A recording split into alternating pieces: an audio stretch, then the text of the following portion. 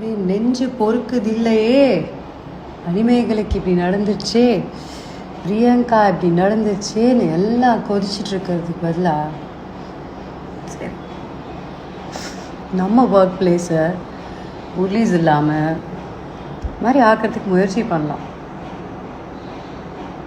விஜய் டிவியில் இந்த மாதிரி காம்படிஷன்ஸில் இருக்கிறவங்க ரொம்ப சாதாரணம் தான் இந்த மாதிரி நடக்கிறது. காம்படிஷன், ஒருத்தர் வாய்ப்பை கிடைக்கணும், நான் ஒரு 2 லைன் எக்ஸ்ட்ரா பாடிடணும், அவங்கள விட அவங்களுக்கு ஒரு பாட்டு கம்மியாக கிடைக்கணும், அது ரொம்ப நார்மல்.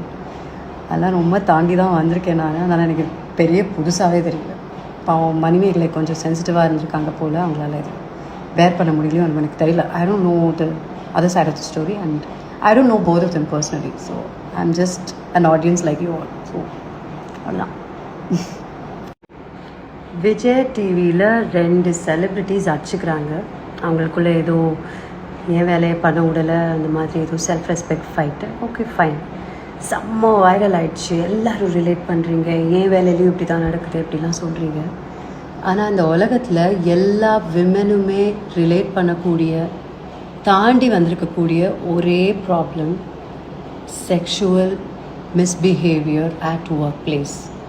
அது ரிலேட்டபிளாகவே தோணலையா? ஒரு பொண்ணு தனக்கு ஒரு செக்ஷுவல் ஆஃபென்ஸ் நடந்திருக்குன்னு சொல்லும்போது அது கொடி தூக்க மாட்டேங்கிறீங்க, அந்த பொண்ணை வைரல் ஆக்க மாட்டேங்கிறீங்க. இதை விட ரிலேட்டபிளாக என்ன தேவைப்படுது நமக்கு? Both women and men, I think we can do better as humans while dealing with victims who come out with their sexual offense stories.